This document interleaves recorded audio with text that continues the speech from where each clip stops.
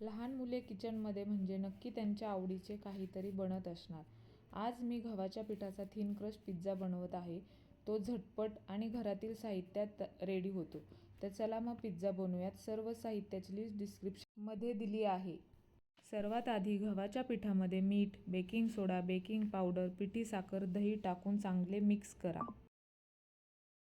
Mix केल्यानंतर थोडे थोडे पाणी वापरून सॉफ्ट डो रेडी करूयात आणि 9 ते 10 मिनिट झाकून साईडला ठेवून देऊयात. तर मी हा पिझ्झा कढईमध्ये बनवणार आहे. तर सर्वात आधी कढई ही प्रीहीट करण्यासाठी ठेवूया. ही कढई मी नेहमी बेकिंगसाठी वापरते. तर 5 ते 7 मिनिट झाकून ठेवून देऊयात. आणि आता आपले तोपर्यंत पीठही रेडी झालेले आहे. त्याला थोडेसे तेल लावून आपण व्यवस्थित मळून घेऊया आणि त्या पिठाचे समान आकाराचे 2 गोळे तयार करून घेऊया.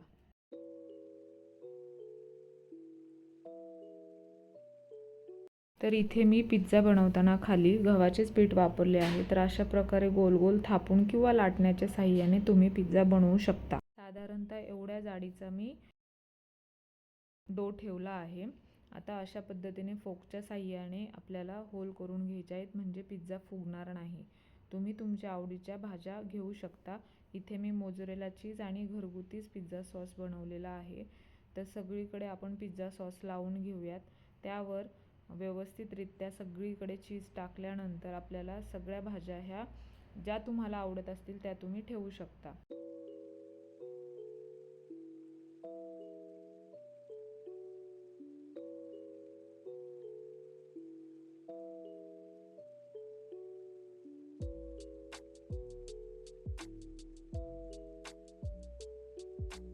प्लेटला ऑइलने ग्रीसिंग करून घेऊयात. त्यावर पिझ्झा ठेवून आता आपण प्रीहीट केलेल्या कढईमध्ये बेक करायला 15 ते 18 मिनटं लो मीडियम फ्लेमवर ठेवून देऊया.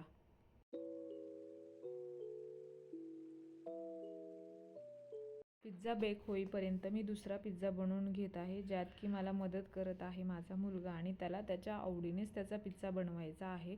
तर अशा प्रकारे तोही पिझ्झा बनवायला लागत आहे. आता बघू शकता आपला पहिला बेक करायला ठेवलेला पिझ्झा रेडी झालेला आहे. किती छान तयार झाला आहे. खालूनही व्यवस्थित बेक झालेला आहे.